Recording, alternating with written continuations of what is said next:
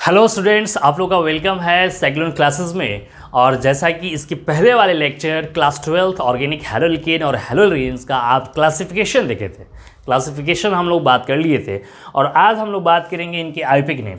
और आईपिक नेम आपने पहले भी 11th में पढ़ा, फिर भी आप यहाँ पर बेसिक देखेंगे और आपको समझ में आ जाएगा कि इस चैप्टर के हेलोल्केन्स और हेलोरेन्स का आईपिक नेम कैसे करेंगे।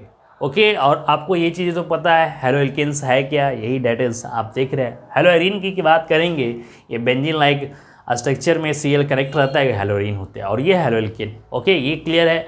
अब आप देख रहे हैं यहाँ पर एनसीईआरटी क्वेश्चन है, कुछ आप एनसीईआरटी क्वेश्चन देखेंगे, कुछ बेसिक क्वेश्चन। तो सबसे पहले हम लोग बात करते हैं नॉमेनक्लेचर आईपिक नेम। तो आईपिक नेम के लिए आपको सबसे पहले यहाँ पर ध्यान देना, देखो पढ़ने का रूल यहाँ पर बुक में बहुत सारे रूल रहते हैं, लेकिन हमसे अगर आप चीज़ें यहाँ पर देखोगे ध्यान से तो यहाँ पर मैं कोई रूल नहीं देता हूँ, बस सिंपल सी आपको बात बताते हैं। ये 1, ओके यहाँ पर 1 यानी 1 नंबर आपको यहाँ पर ध्यान होना चाहिए। सबसे पहले अगर यहाँ पर बात करेंगे काउंटिंग, अगर काउंटिंग की बात करते हैं तो आप काउंटिंग की बात करेंगे तो यहाँ पर आप क्या ध्यान देंगे कि कहाँ से, तो हम लोग यहाँ पर काउंटिंग के लिए 1 एक दैट इज रेफरेंस पॉइंट, ठीक है। अगर 1 नंबर आपको देने आ गया तो 2, 3, 4 आप तो ऐसे ही दे देंगे, ठीक है यहाँ पर ये चीज़ें।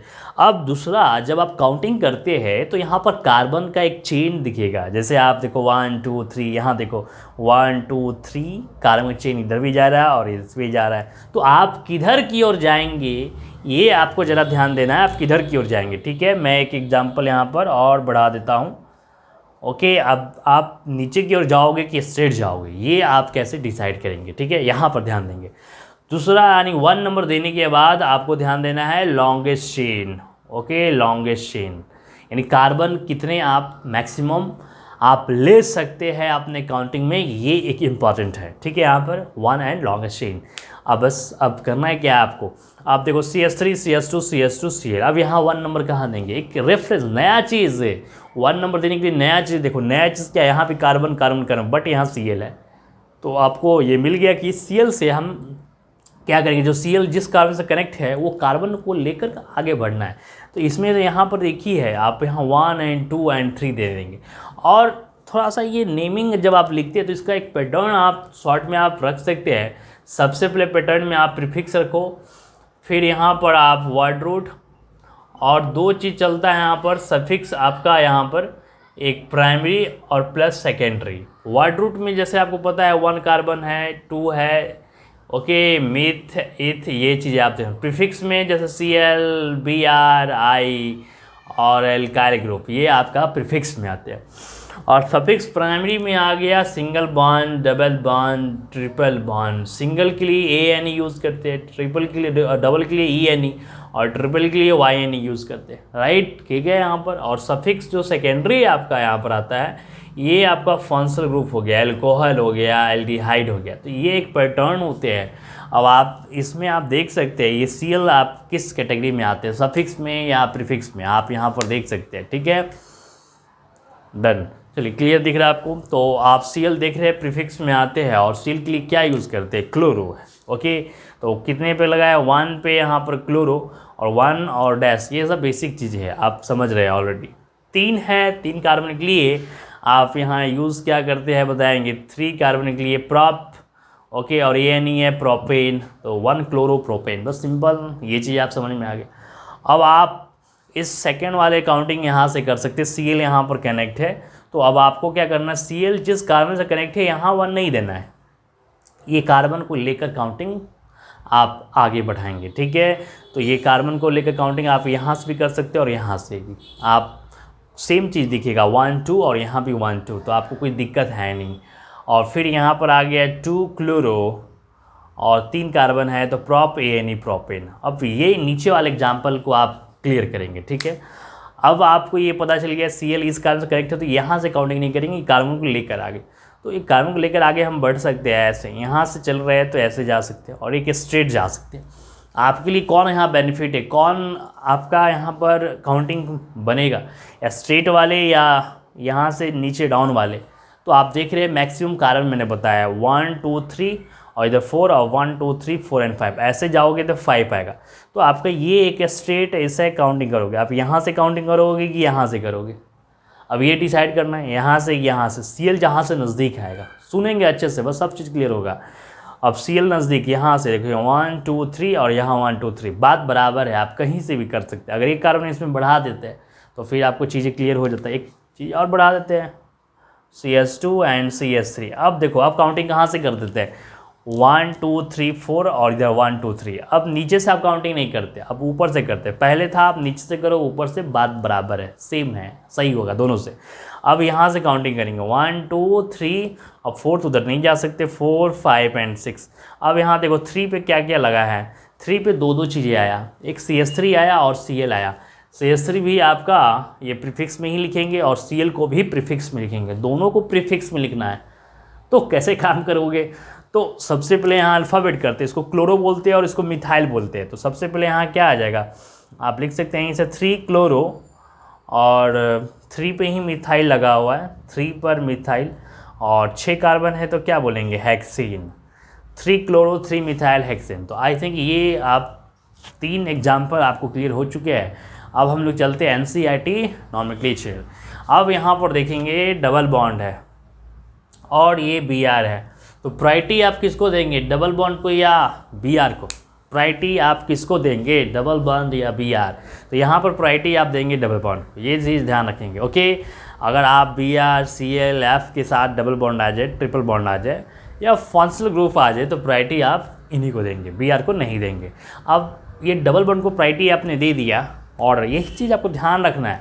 अब ये सब चीज़ें ध्यान आपको कैसे आएगा, प्रैक्टिस बनाना है क्वेश्चन।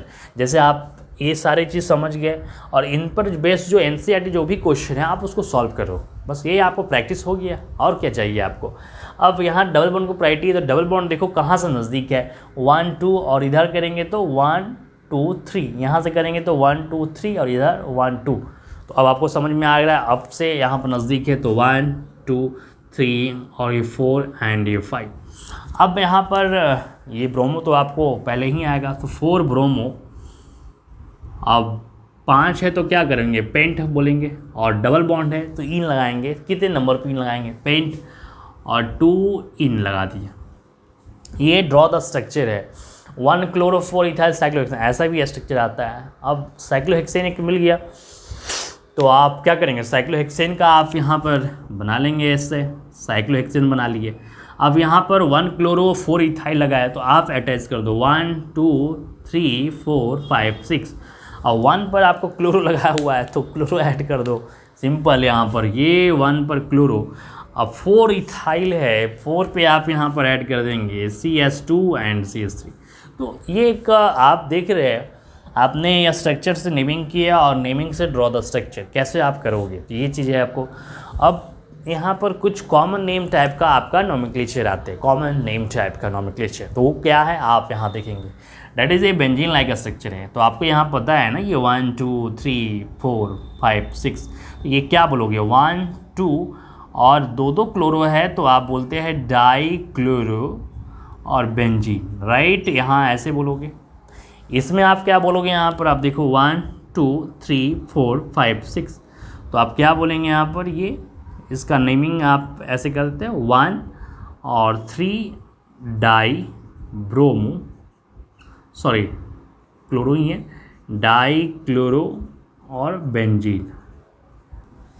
ये क्या बोलोगे 1 4 बोल दोगे, है ना। या मैं एक नीचे और एक अप इसलिए लिखा कि थोड़ा आपको पता चले अच्छे से, ठीक है।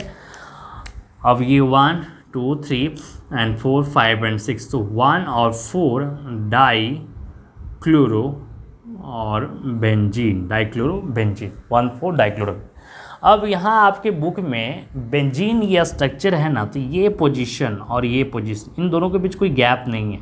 तो ऐसे कॉमन जो स्ट्रक्चर आप बेंजीन का देखेंगे तो इनको एक ऑर्थो पोजीशन बोलते हैं। क्या बोलते हैं बच्चे, ऑर्थो।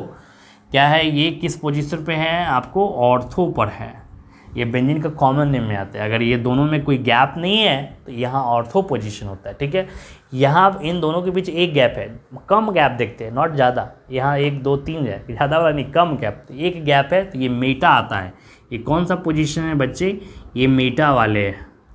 और यहाँ पर इधर भी 2 इधर भी 2 बराबर है, तो ये आपका पैरा आता है, ओके, पैरा। तो इसको पैरा को आप स्मॉल p से डिनोट करते हैं, मेटा को स्मॉल m से, और ऑर्थो को स्मॉल ओ से आप यहाँ पर ये चीज़ें काम करते हैं। क्लियर ये चीज़ें, यानी अगर आप बेंजीन में एक भी गैप नहीं है तो किस टाइप का पोजीशन शो कर रहा है, ऑर्थो। ये दोनों सेम ग्रुप ऐड होना चाहिए, डिफरेंट नहीं, सेम ग्रुप, तब आप बात करेंगे। ठीक है, अब यहाँ एक गैप होना चाहिए तो मेटा, 2 गैप तो पैरा। तो आपको इस 1-2 की जगह पे बस चेंज कर देगा, स्मॉल ओ दे देगा, ओ डाइक्लोरोबेंजीन, ओ डाइक्लोरोबेंजीन। और यहाँ पर 1-3 की जगह पे एम लिख देगा, 1-4 की जगह पे आपको पी लिख देगा। तो आपको ये चीज़ें समझ में आना चाहिए। कुछ और कॉमन आपका नेमिंग होते हैं वो हम लोग इसके बाद देखते हैं। तो आई थिंक, मुझे उम्मीद है कि आपको अच्छे से समझ में आ गया। अगर फिर भी कहीं भी अगर आपको दिक्कत आती है, आप कमेंट करो कि सर इस टाइप के क्वेश्चन में दिक्कत है या इस टॉपिक में दिक्कत है। आप 11th वाले टॉपिक भी आप हमसे कमेंट कर सकते हैं कि इस चैप्टर का, इस टॉपिक का आप लेक्चर डालें। मैं जल्द से जल्द आपका कोई भी मैसेज को अपडेट करने का प्रयास जल्दी, मतलब इस पर वीडियो लाने का प्रयास करेंगे। ठीक है, तो आप इसके लिए बेफिक्र रहो, जहाँ भी दिक्कत हो आप बेफिक्र के कहो, और उसके बाद मैं हूँ ना आपके पास। ठीक है, तो चलो,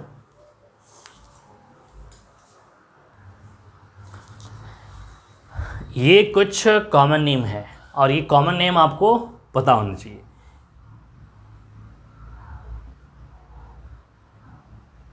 कॉमन नेम, अब जैसे कहीं आपको लिखा है आइसोप्रोपाइल, ओके, और आइसोब्यूटाइल, नॉर्मल प्रोपाइल, एन का मतलब नॉर्मल, अब सेक का मतलब सेकेंडरी ब्यूटाइल, टर्ड का मतलब टर्सरी, ओके, मैंने ऑलरेडी आपको डिस्कस कर दिया है, और नियोपेंचाइल। अगर ये नाम लिखा है तो ये नाम सुनते ही आपको ड्रॉ द स्ट्रक्चर ये आना चाहिए याद। ये कहीं नाम लिखा है तो ये draw the structure. Secondary butyl तो ये दैट इज़ ये आप स्ट्रक्चर होगा। आइसोब्यूटाइल दिस टाइप ये स्ट्रक्चर। आइसोप्रोपाइल ये होगा। अब बात है कि ये कैसे बन रहा है, ज़रा ध्यान देंगे। नॉर्मल प्रोपाइल है तो 3 कार्बन का चेन बना दिया और एक कहीं डैश कर देंगे, ओके, यहाँ 3 नहीं होगा 2 होगा। अगर नॉर्मल ब्यूटाइल बोलता तो 4 कार्बन का एक स्ट्रेट चेन बनाते और लास्ट में डैश देते, बस हो गया। अब आइसोप्रोपाइल की बात करेंगे तो एक कार्बन आपको लिखना है, इधर भी मिथाइल है और इधर भी मिथाइल है, दैट इज़ ये आप फॉर्मेट आइसोप्रोपाइल है। अब आइसोब्यूटाइल लिखना तो यही फॉर्मेट को यहाँ कॉपी कर दिया गया, आप देख सकते हैं ये फॉर्मेट यहाँ कॉपी किया गया। और आइसोब्यूटाइल, ब्यूटाइल में 4 कार्बन होते हैं, एक कार्बन मैंने यहाँ पर बढ़ा दिया, दैट इज़ यही फॉर्मेट है। तो एक आप ध्यान में रखेंगे, दूसरा याद रहेगा। सेकेंडरी ब्यूटाइल की बात करेंगे, दैट इज़ आपका एक कार्बन लिखा, मैंने मिथाइल लिखा है सेम ऐसे, बस इसकी जगह पे मैंने यहाँ 2 कार्बन इथाइल बना दिया, तो ये हुआ सेकेंडरी।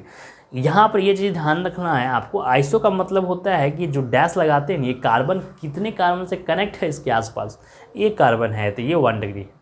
सेक का मतलब ये कार्बन कितने कार्बन से कनेक्ट है 2 डिग्री। तो आइसो का मतलब 1 डिग्री और सेक का मतलब 2 डिग्री। बट प्रोपाइल में जो होता है आइसो प्रोपाइल, यहाँ मजबूरी है, यहाँ पर कोई ऑप्शन नहीं है, इसलिए 2 डिग्री होता है। ठीक है, ये चीज़ ध्यान रखेंगे। अब टर्सरी यहाँ ब्यूटाइल की बात करते हैं, इसमें ये कार्बन कितने कार्बन से कनेक्ट है, 3 कार्बन से कनेक्ट है, तो ये 3 डिग्री होगा, नाम से ही आप देख रहे हैं।